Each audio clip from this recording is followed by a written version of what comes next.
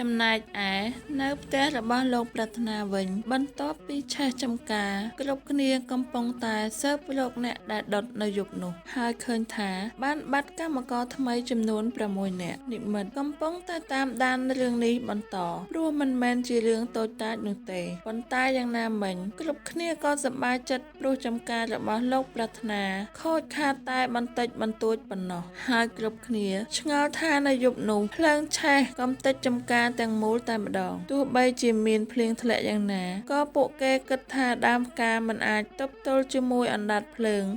ដែលឆេះយ៉ាងសន្ធោសន្ធៅនោះបានដែរទេប៉ុន្តែហេតុអ្វីទើបចំការទាំងមូលនៅល្អដូចដើមបែបនេះទៅវិញយ៉ាងណាមិញចម្ងល់មួយនេះនៅមិនទាន់មានចម្លើយនោះទេត្បិតថាគ្រប់គ្នាកំពុងតែរវល់រៀបចំរឿងរៀបផ្ទះនិងដីនៅជុំវិញផ្ទះឲ្យល្អព្រោះចិត្តដល់ពេលរៀបមង្គលការរបស់និមិត្តនិងសុជាតាហើយពួកគេនឹងរៀបការនៅផ្ទះរបស់លោកប្រាថ្នាតែម្ដងព្រោះផ្ទះរបស់សុជាតានៅឆ្ងាយហើយថែមទាំងនៅជិតជើងភ្នំទៀតដូច្នេះទើបពិបាករៀបចំ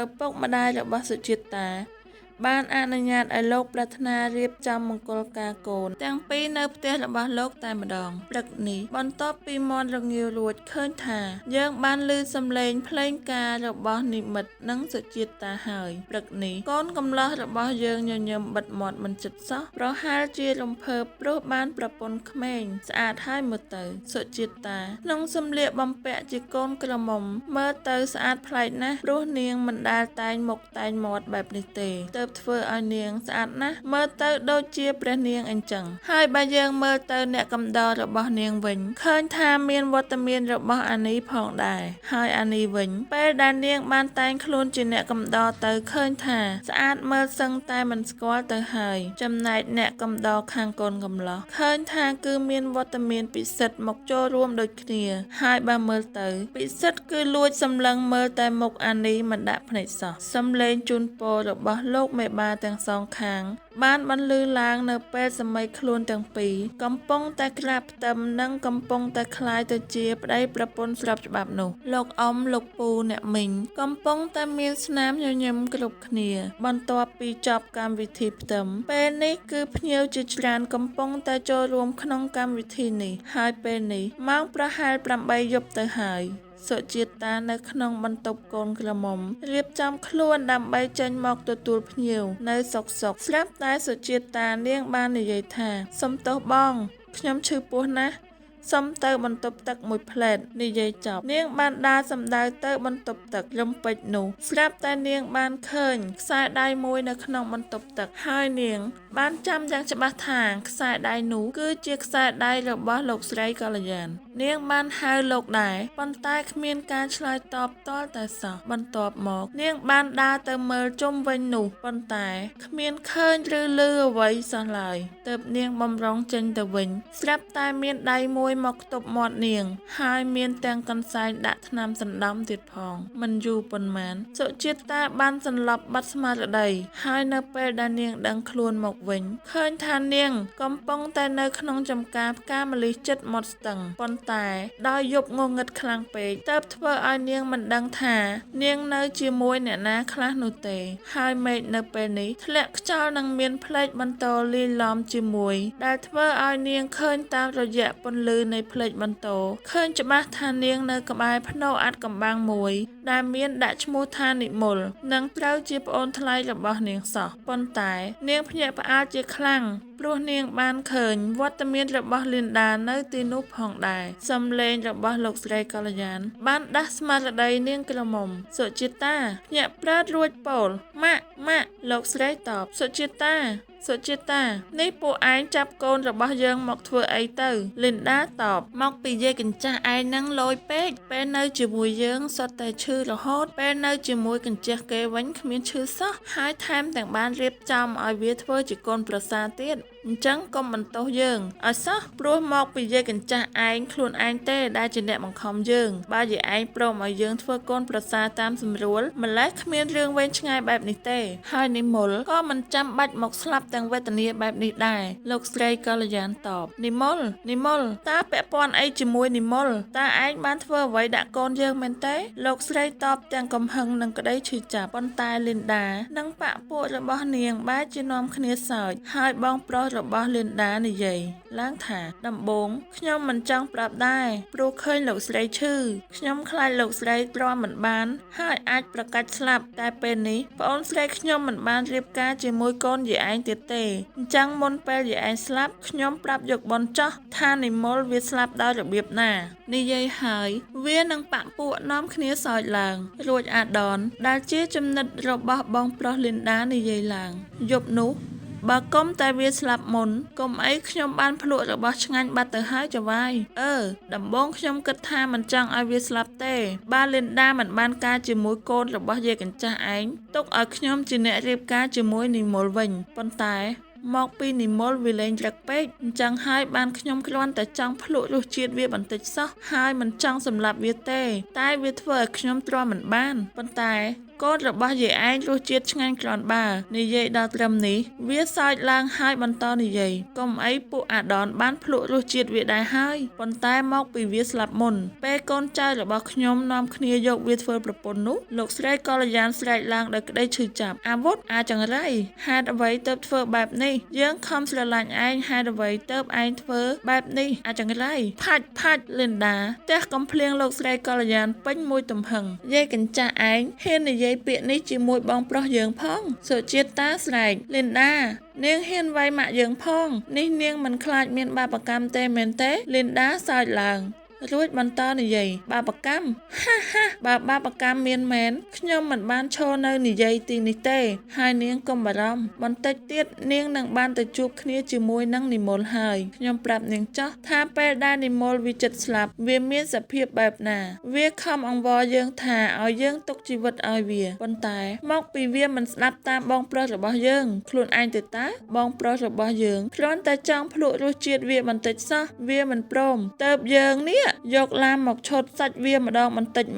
ចហើយនៅពេលដែលយើងឃើញវាស្រែកឈឺចាប់ម្ដងយើងពិតជាសប្បាយចិត្តណាស់សុជាតិតាស្រែកលីនដានាងឯងនឹងស្លាប់ដោយវេទនាលីនដាទះកំភ្លៀងសុជាតិតាពេញមួយទំហឹងបន្ទាប់មកនាងបន្តនិយាយនាងឯងមានសិទ្ធិអីនិយាយបែបនេះដាក់យើងនោះនាងឯងគឺជាមេបញ្ហារាំងស្ទះដល់ការរៀបការរបស់យើងនេះមិនទាន់ទាំងបានរករឿងនាងឯងផងនាងឯងចង់បានប្តីណាស់ល្អយប់នេះយើងនឹងឲ្យនាងមានប្តីម្ដង10នាក់តែម្ដងចាត់ទុកថាយើងធ្វើបុណ្យឲ្យនាងទៅចោះយ៉ាងហោចណាស់មុនពេលនាងឯងស្លាប់នាងឯងអាចស្គាល់រសជាតិប្តីម្ដង10នាក់ឯណោះនិយាយដល់ត្រឹមនេះក៏លេចវត្តមានរបស់ប៉ាលីនដាមកតែម្ដងរួចនិយាយលោកស្រីកល្យានយល់ថាប្តីនាងគឺជាមិត្តភក្តិរបស់ខ្ញុំចឹងហើយខ្ញុំទុកឱកាសឲ្យនាងជាលើកចុងក្រោយថាតើនាងយកហឹបមួយនោះទៅទុកនៅទីណាទៅហើយខ្សែកពិតប្រាកដមួយខ្សែទៀតនៅទីណាលោកស្រីកល្យានមិននិយាយអ្វីទាំងអស់បន្ទាប់មកលីនដានិយាយប៉ាតើយើងគួរតែចាត់ការពួកវាឲ្យហើយតែម្ដងទៅដឹងលោកប៉ាព្រោះកូនគិតថាបើពួកវាស្លាប់នោះអ្វីនឹងត្រូវបានបញ្ចប់ហើយកំហឹងរបស់ពួកយើងនឹងត្រូវបានរំសាយដូចគ្នាណាប៉ារបស់លីនដាតបកុំប្រញាប់ពេកកូនយើងត្រូវរងចាំយករបស់ល្អសិនហើយចាំសម្លាប់វាតាមក្រោយក៏វាមិនហួសពេលដែរណាកូននៅក្នុងពិធីមង្គលការពេលនេះគ្រប់គ្នាបានដឹងហើយថាសុជាតិតានិងលោកស្រីកល្យានបានបាត់ខ្លួននិមិត្តនិងលោកប្រាថ្នាមានការព្រួយបារម្ភជាខ្លាំងចំពោះសុវត្ថិភាពរបស់អ្នកទាំងពីរហើយនិមិត្តបានប្តឹងប៉ូលីសដើម្បីឲ្យតាមរកលោកស្រីកល្យាននិងសុជាតិតាតាមជំនាញរបស់ប៉ូលីសមិនយូរប៉ុន្មានក៏មានតម្រុយហើយតាមទៅដល់កន្លែងកើតហេតុប៉ូលីសនិងលោកប្រាថ្នានិមិត្តបានស្ដាប់ឮនៅរឿងដែលកើតឡើងទាំងប៉ុន្មានទាំងអស់ហើយបានសម្រុកចូលទៅចាប់គ្រួសាររបស់លីនដានិងប៉ាក់ពួករបស់នាងប៉ុន្តែពួកគេបានជួយតែលោកស្រីកល្យានប៉ុណ្ណោះហើយចំណែកសុជាតិតាត្រូវបងប្រុសរបស់លីនដាចាប់ធ្វើជាចំណាត់ខ្មាំងដើម្បីគេចចេញពីប៉ូលីសទៅមិនឆ្ងាយប៉ុន្មានពីចំការសុជាតិតាបានបំរាស់ខ្លួនគេចចេញប៉ុន្តែត្រូវដាវុធបងប្រុសរបស់លីនដា ចាក់មួយកំបិតហូរឈាមពាសពេញខ្លួនតែម្ដងបន្ទាប់មកប៉ារបស់លីនដានិយាយថានាងជាកូនប្រសារផ្ទះនោះហើយលោកស្រីកល្យានស្រឡាញ់នាងទៀតនាងច្បាស់ជាដឹងហើយថាតើប្រអប់បុរាណមួយនោះនៅទីណាសុជាតាតបខ្ញុំមិនយល់ពីអ្វីដែលលោកនិយាយនោះទេប្រអប់បុរាណអីខ្ញុំមិនដែលឮហើយមិនដែលបានឃើញនោះទេកុហកនាងឆាប់ប្រាប់យើងភ្លាមមកថាតើប្រអប់នោះនៅទីណាសុជាតានៅតែបន្តនិយាយថាខ្ញុំមិនដឹងទេ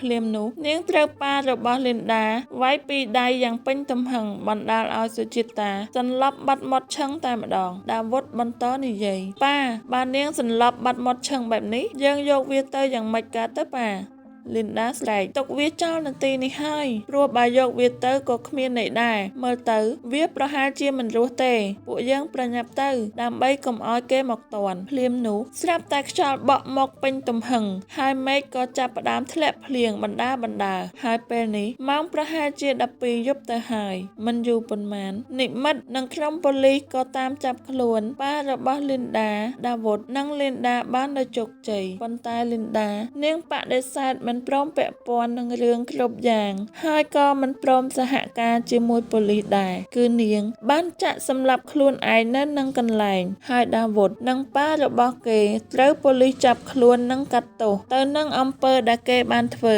ហើយមួយករណីទៀតគឺរឿងដែលគេបានធ្វើទៅលើនិមលគឺត្រូវជាប់គុកពេញមួយជីវិតតែម្ដងចំណែកសុជាតាត្រូវបាននិមិត្តនិងក្រុមគ្រួសារបញ្ជូនទៅកាន់មន្ទីរពេទ្យដើម្បីជួយសង្គ្រោះហើយពេលនេះនាងបានរួចផុតពីសេចក្តីស្លាប់ហើយប៉ុន្តែ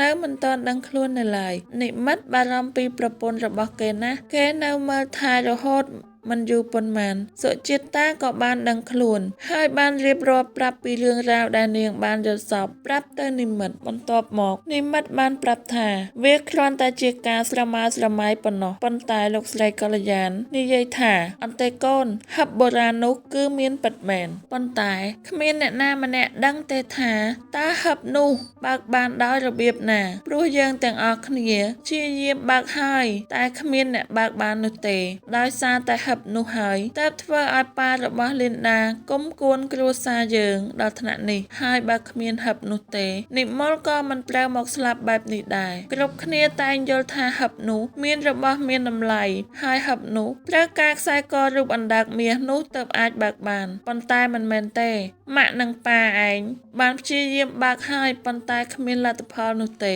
និមិត្តបន្តសួរចុះតើពេលនេះហឹបនោះនៅទីណាទៅម៉ាក់លោកស្រីកល្យានតបម៉ាក់ក៏មិនដឹងដែរព្រោះនៅពេលដែលនិមលស្លាប់ហឹបនោះនៅឡើយសុកស្រាប់តែបាត់ខ្លួនម៉ាក់ស្មានថាអ្នកដែលសម្លាប់និមលជាអ្នកយកទៅតែពេលនេះទើបម៉ាក់ដឹងថាគ្រួសាររបស់លីនដាគឺជាអ្នកសម្លាប់និមលសោះនិយាយបណ្ដាយំបណ្ដាតែអ្វីដែលនឹកស្មានមិនដល់នោះគឺសុជាតានិយាយថាអត់ទេម៉ាក់ព្រោះបើតាមយល់សប្តិកូនគិតថាហឹបនោះនៅជិតភ្នូររបស់និមលនៅឡើយទេហើយហឹបនោះគឺនៅក្បែរដើមផ្កាម្លិះដែលមានពណ៌ស្វាយខុសគេនោះណាម៉ាក់និមិត្តនិយាយថាតាំងពីបងមកចំការនេះបងមិនដែលឃើញដើមផ្កាម្លិះពណ៌ស្វាយអីទេរួចគ្រប់គ្នាគិតថាសុជាតានាងទៅតែងើបពីសន្លប់ចឹងហើយទៅនាងរវើរវាយបន្តិចតែមិនអីទេព្រោះពេលដែលនាងបានធូរគ្រប់គ្នានឹងទៅមើលថាតើរឿងនោះវាពិតដែរឬទេក្រោមការមើលថែនិងយកចិត្តទុកដាក់របស់ក្រុមគ្រូពេទ្យសុជាតាក៏បានធូរស្បើយហើយព្រឹកនេះនាងបានចេញពីមន្ទីរពេទ្យទៅវិញហើយមិនទាន់មកដល់ផ្ទះសម្រាកផងសុជាតាបានស្នើសុំនិមិត្តដើម្បីទៅចំការផ្កាមើលថាតើដូចអ្វីដែលនាងឃើញដែរឬទេគ្រប់គ្នាបើកភ្នែកធំហើយភ្ញាក់ផ្អើលនៅពេលឃើញអ្វីដែលនៅចំពោះមុខនោះគឺដើមផ្កាពណ៌ស្វាយគឺមានពិតមែនហើយបន្ទាប់ពីឲ្យកម្មករជីកដីនៅក្រោមដើមផ្កានោះឃើញថាបានជួបនឹងហឹបចំណាស់មួយពិតមែនហើយខ្សែកមាសរូបអណ្ដើកនោះគឺនៅជាប់ជាមួយហឹបនោះតែម្ដងលោកស្រីកល្យានសួរទៅសុជាតាតើហេតុអ្វីទើបកូនអាចដឹងពីរឿងនេះសុជាតាបានរៀបរាប់រឿងទាំងអស់ប្រាប់ទៅគ្រប់គ្នាលោកស្រីកល្យានស្ដាប់ឮភ្លាមគឺលោកស្រែកយំតែម្ដងរួចនិយាយថានិមល និមលសុជាតាស្រឡាំងកាំងរួចនិយាយតើបងស្រីដែលខ្ញុំបានរៀបរាប់នោះគឺជានិមលរបស់ពួកយើងមែនទេម៉ាក់មិននិយាយអ្វីលោកបានត្រឹមតែងក់ក្បាលហើយបញ្ជាក់ថាពិតមែនបន្ទាប់ពីយកហឹបនោះមកវិញឃើញថាសុជាតាអាចបើកហឹបនោះបានធ្វើឲ្យមានការភ្ញាក់ផ្អើលកាន់តែច្រើនព្រោះគ្រប់គ្នាព្យាយាមបើកហឹបនេះយ៉ាងណាក៏បើកមិនបានសោះហើយពេលនេះសុជាតាបែរជាអាចបើកហឹបនោះបានទៅវិញហើយអ្វីដែលភ្ញាក់ផ្អើលលើសមុនទៀតនោះគឺនៅក្នុងហឹបនោះមានរូបចម្លាក់បុរាណមួយដែលធ្វើឡើងអំពីមាសសុទ្ធមានទំហំធំប៉ុនកូនក្មេងម្នាក់ទៅហើយអញ្ចឹងតើបានគ្រួសាររបស់លីនដាចង់បានហឹបនោះនិងចំការនេះខ្លាំងម្ល៉េះលោកប្រាថ្នាបានយករូបចម្លាក់នេះទៅរក្សាទុកនៅផ្ទះរបស់លោកនិងមើលថែបានយ៉ាងល្អមិនបើកថ្មិចបើកពេលវេលាដើរទៅមុខអស់រយៈពេល5ខែទៅហើយព្រឹកនេះបន្ទាប់ពីភ្ញាក់ពីដំណេកសុជាតាបាននិយាយរឿងចម្លែកមួយប្រាប់ទៅនិមិត្តគឺនាងបានសុបិនឃើញនិមលហើយនៅក្នុងសុបិនសុជាតាបាននិយាយថានិមលបានមកលានាងហើយប្រាប់ថាយើងនឹងបានជួបគ្នាក្នុងពេលឆាប់ខាងមុខនេះវិញជាពុំខានហើយសុជាតាឆ្ងល់ណាស់ថាតើនឹងមានរឿងអ្វីកើតឡើងបន្តទៅទៀតគ្រួសាររបស់លោកប្រាថ្នារស់នៅយ៉ាងមានសេចក្តីសុខហើយមិនយូរប៉ុន្មានសុជាតានិងនិមិត្តបានបង្កើតកូនស្រីម្នាក់យ៉ាងគួរឲ្យស្រឡាញ់ហើយមិនតែប៉ុណ្ណោះគឺនាងតូចមានមុខមាត់ស្រដៀងទៅនឹងនិមលទៀតផងលោកស្រីកល្យាណស្រឡាញ់នាងណាស់ហើយថែមទាំងបានដាក់ឈ្មោះឲ្យនាងថាសន្យាជំនួសឲ្យការរងចាំដែលនិមលបានផ្ដាំថានាងនឹងត្រឡប់មកវិញហើយពេលនេះគឺនាងត្រឡប់មកសារជាថ្មីម្ដងទៀតពិតមែនហើយនៅពេលនេះគឺនិមិត្តមានសំណប់ចិត្តម្ដងពីរនាក់ឯណោះពេលខឹងម្ដងមិនដឹងជាលួងមួយណាទុកមួយណាទេហើយពួកគេរស់នៅយ៉ាងមានសុភមង្គលនិងពង្រីកអាជីវកម្មផ្ការបស់ពួកគេកាន់តែធំឡើងនិងល្បីសុះសាយតរៀងមកហើយរឿងនេះខ្ញុំសូមបញ្ចប់តែត្រឹមនេះហើយសូមអភ័យទោសនៅរាល់កំហុសខុសឆ្គងដែលកើតមានឡើងដោយអចេតនាខ្ញុំសង្ឃឹមថានឹងបានជួបជុំពុកម៉ែបងប្អូននៅរឿងថ្មីបន្តបន្ទាប់ទៀតក្នុងពេលឆាប់ខាងមុខនេះ